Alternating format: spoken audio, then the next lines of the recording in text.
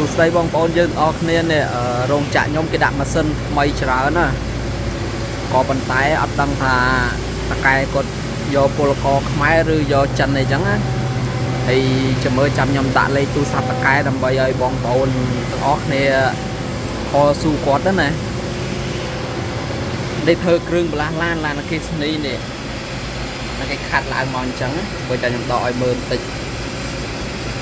អញ្ចឹងហើយហ្នឹងហើយដោយសារតែខ្ញុំវាអត់ចេះការ៉េខ្ញុំទៅមកការ៉េអញ្ចឹងណាពេលអញ្ចឹងខ្ញុំអត់ដឹងស៊ូគាត់ថាម៉េចអញ្ចឹងបើសិនជាបងប្អូនណាដែលគាត់ចេះការ៉េច្រើនអីគាត់អាចខលស៊ូតកែតែហ្មងទៅចាំខ្ញុំឲ្យលេខខ្ញុំដាក់លេខតកែនៅលើហ្នឹងនេះអីវ៉ាន់គេមិនទាន់ធ្វើទៅពេលអីវ៉ាន់គេដាក់ចូលម៉ាស៊ីនហើយវាខាត់វាកម្លាំងឡើងអាឡូងអញ្ចឹងណាហើយម៉ាស៊ីនហ្នឹងច្រើនណាមកជូរហ្នឹងពុក30ម៉ាស៊ីនទៅដាក់ចូលថ្មីកាលពួកខ្ញុំធ្វើទៅនោះធ្វើតែ10ម៉ាស៊ីនជាងឯងតែគ្នាដល់6នាក់លើគេដាក់ចូលដល់20ជាងចូល30ម៉ាស៊ីនជាងហើយអញ្ចឹងឥឡូវគេកំពុងអាស៊ីតភីងឲ្យវាត្រូវអញ្ចឹងណាហើយតែដឹងថាគាត់យកខ្មែរទៀតឬក៏គាត់យកចិន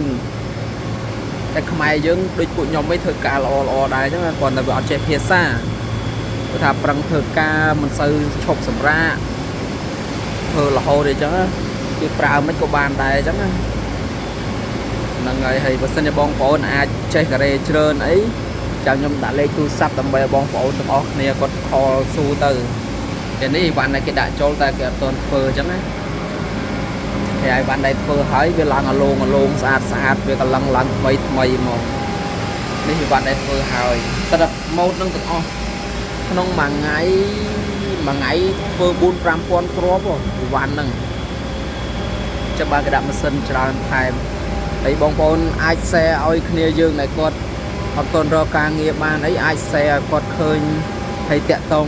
ទៅតកែរៀងខ្លួនទៅដោយសារតែខ្ញុំបើឲ្យខ្ញុំស៊ូតកែខ្ញុំអត់ចេះស៊ូហងអត់ដឹងថាគាត់ថាអត់ដឹងគាត់ស៊ូតកែថាម៉េចអីចឹងណាដោយសារខ្ញុំអត់ចេះការ៉េអញ្ចឹងមានខ្ញុំដាក់លេខទូរស័ព្ទតកែនៅលើហ្នឹងទៅ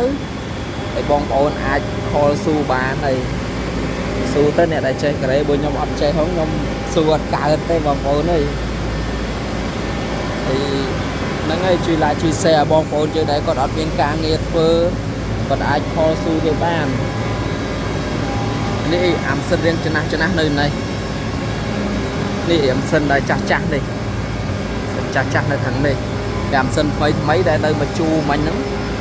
អាម៉ាស៊ីនថ្មីហើយហ្នឹងហើយអរគុណច្រើនបងប្អូនហើយជួយ like ជួយ share បងប្អូនយើងដែលអត់ទាន់រកការងារបានឲ្យគាត់ខលស៊ូតកែទៅហ្នឹងហើយបាយចាំខ្ញុំដាក់លេខតកែនៅលើហ្នឹងតែខ្ញុំផុស